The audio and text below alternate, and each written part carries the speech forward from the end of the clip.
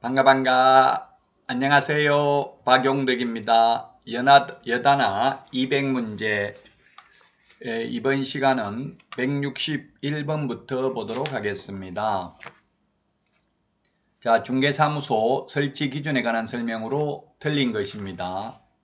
1번, 다른 법률의 규정에 따라 중개업을 할 수 있는 법인, 이걸 소위 특수법인이라고 하죠. 분사무소에는 공인중개사를 책임자로 두어야 한다. 우리 암기 프린터는 3번에 맨 위에 있습니다. 그래서 1번이 틀렸네요. 소위 특수법인은 책임자가 공인중개사일 필요 없고, 그 다음에 특수법인은 등록 기준을 적용하지도 않습니다. 그 외에 특수법인도 보정 설정은 해야 됩니다. 인장 등록은 해야 됩니다. 그리고 특수법인 전부 다 분사무소 설치 개수도 일반 법인하고 마찬가지입니다. 1번이 틀린 지문입니다. 2번, 개업공개사는 등록관청 관할구역안에 한 개의 사무소만을 둘 수 있다. 이중사무소를 두게 되면 1년 이하의 징역이나 1,000만원 이하의 벌금, 등록을 취소할 수 있죠.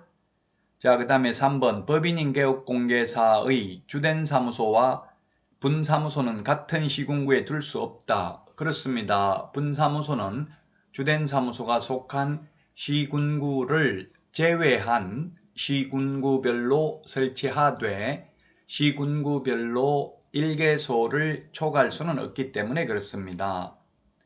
4번, 분사무소 설치신고서는 주된 사무소의 소재지를 관할하는 등록관청에 제출해야 된다. 예, 그렇죠. 우리 암기 프린터 4번에 맨 밑에 세 번째 까만 별표에 보면 분사무소 설치신고, 이전신고, 휴업신고, 폐업신고, 인장등록, 업무정지 모두 주된 사무소 등록관청입니다. 암기 프린터 없는 분은 네이버 카페 박용덕 박사의 부동산 여행에서 다운로드 받을 수 있습니다. 자, 그 다음에 5번 지문 보도록 하겠습니다. 개업공개사는 다른 개업공개사와 중개사무소를 공동으로 사용할 수 있다. 이게 기출문제 지문인데요. 너무 또 깊이 생각을 해가지고 업무정지기간 중에는 공동으로 사용할 수 없으니까 X 아니냐 이렇게 생각할 수도 있는데 주어진 지문만 생각해야 됩니다. 너무 깊이 출제자가 의도하는 것보다 깊이 생각하시면 안 되고요. 예, 물론 업무정지 기간 중에는 안 됩니다. 그러나 원칙적으로 공동으로 사용할 수 있죠. 예외 없이 어떠한 경우에도 공동으로 사용할 수 있다 하면 물론 그건 X가 되겠습니다. 자, 다음은 162번 문제 보겠습니다. 고용인 옳은 것입니다. 1번, 고용신고는 업무 개시 전에 해야 됩니다. 고용신고는 업무 개시 전에 해야 되기 때문에 X고요. 고용관계 종료신고가 10일이죠. 자, 2번이 정답이네요. 고용인, 소속공개사 또는 중개보조원을 합해서 고용인이라고 합니다. 고용인의 모든 행위가 아니라 업무상 행위는 그를 고용한 개업공개사의 행위로 추정하는 게 아니라 본다. 예, 그래서 2번이 정답이 되겠습니다. 3번, 고용관계 종료 신고는 사후 10일 이내 해야 됩니다. 자, 그 다음에 4번에 보면 우리 암기 프린터 51번에 1, 2, 3번에 있는데 등록 신청, 소속공개사 고용신고, 분사무소 설치신고 모두 자격증 4번 제출하지 않습니다. 다만 거래정보사업자 지정신청 우리 암기 프린터 51번에 4번 그리고 매수신청 대리인 등록신청의 경우에는 자격증 4번을 제출해야 됩니다. 자, 그 다음에 법인의 경우에는 법인 인감도장이어야 하기 때문에 법인 인감증명서를 제출합니다만은 개인은 7mm 이상 30mm 이내의 실명도장이면 되니까 인감증명서를 제출하는 게 아니라 인감도장을 등록하는 게 아니라 그냥 실명도장을 등록하면 됩니다. 그래서 5번도 X가 되겠습니다. 자, 다음은 163번입니다. 명칭에 관해서 틀린 것입니다. 1번, 개업공개사가 아닌 자가 중개사물에 대한 표시광고하면 1년 이하의 징역이나 1,000만원 이하의 벌금입니다. 그리고 2번, 개업공개사가 의뢰받은 중개사물에 대하여 사무소 명칭, 소재지, 연락처, 등록번호, 성명을 명시하지 않냐고 표시광고하면 500만원 이하의 가태료가 아니라 100만원 이하의 가태료입니다. 500만원 이하의 가태료 X네요. 그래서 3번이 정답이 되겠네요. 3번. 3번이 정답이 되겠습니다.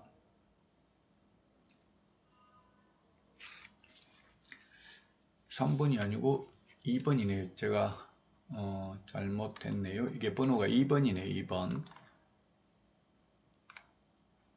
2번이 정답이 되겠습니다.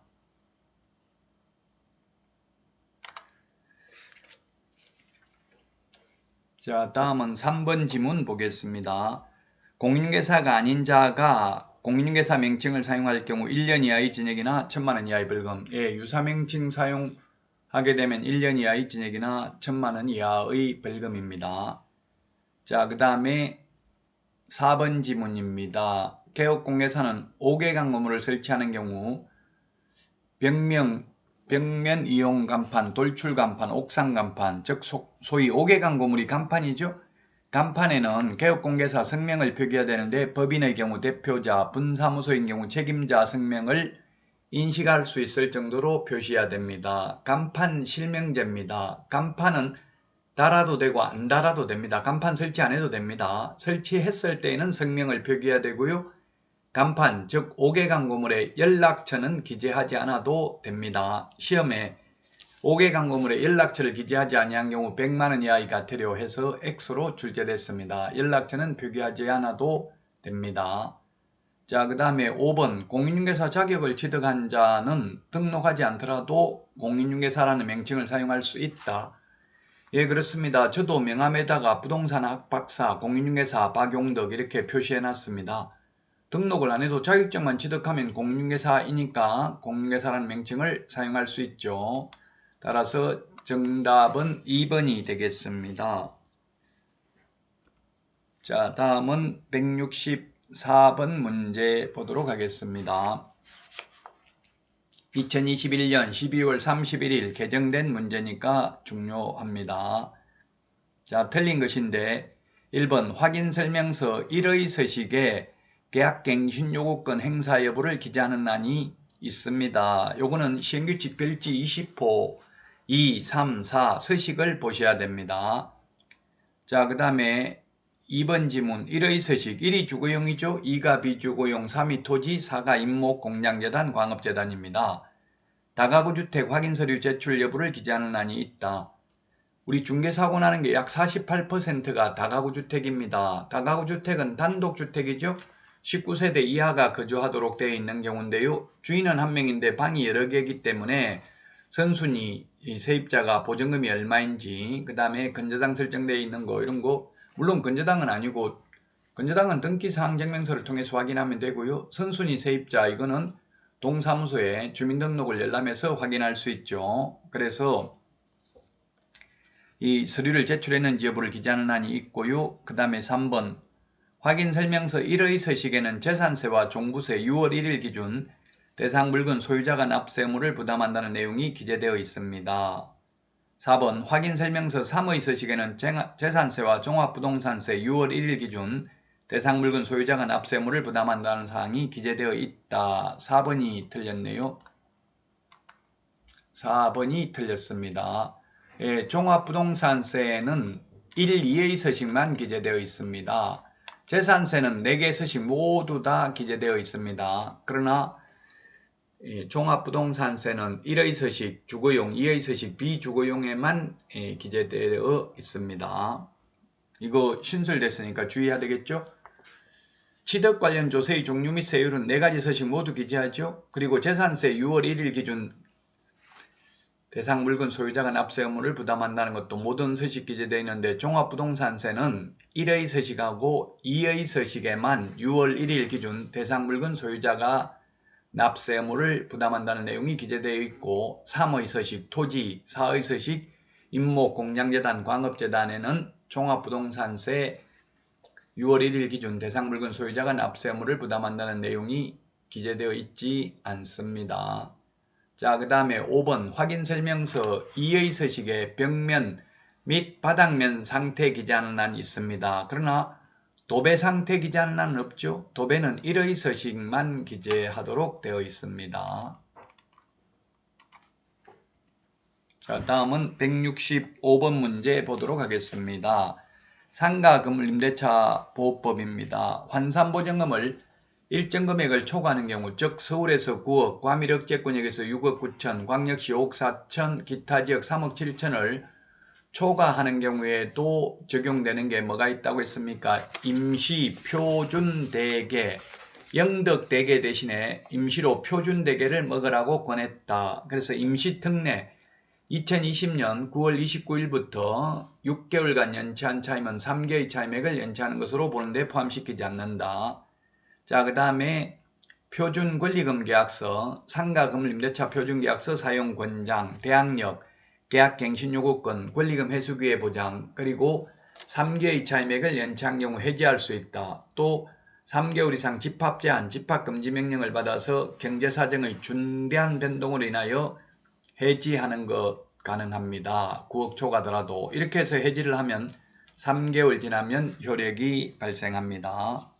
자, 적용되는 것 했는데 1번 최우선 면제 적용되지 않습니다. 2번이 답이네. 2번 1급 감염병으로 집합금지 또는 집합제한 명령을 받아서 3개월 이상 받아가지고 경제사정의 중대한 변동으로 폐업을 할 수 있습니다. 이렇게 해서 폐업하면 3개월 지나면 효력 발생합니다.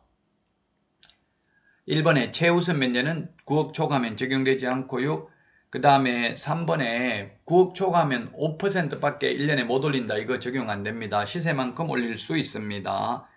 자, 그 다음에 4번에 임대차가 종료된 후 보증금이 반환되지 아니한 경우 임차인은 임차 건물의 소재지를 관할하는 지방법원 등에게 임차권 등기 명령을 신청할 수 있습니다. 반드시 임대차 기간 끝나야 되죠. 임차권 등기는 두 가지가 있습니다. 설정 등기가 있고 명령에 의한 등기가 있는데, 설정 등기는 당사자 합의만 되면 언제든지 가능하지만 명령에 의한 등기는 반드시 계약기간이 끝나도 주인이 돈을 돌려주지 않는 경우에만 명령에 의한 등기를 할 수 있습니다. 근데 이거는 9억 초과하면 적용되지 않습니다. 9억 초과하면 임차권 등기 명령에 의한 등기 할 수 없습니다. 5%밖에 못 올린다도 적용 안 되고, 최단기 존속 기간도 적용 안 되고요. 최우선 면제, 우선 면제도 적용 안 되고, 월차임 전환율 적용 안 되고요. 그 다음에 묵시적 갱신, 법정 갱신도 적용 안 됩니다. 9억 초과하는 경우에도 적용되는 것은 임시 표준 대개 권해, 이것만 적용된다는 것 주의를 하셔야만 되겠습니다. 자, 이번 시간 여기까지 하고요. 다음 시간에 찾아뵙겠습니다. 수고하셨습니다. 안녕.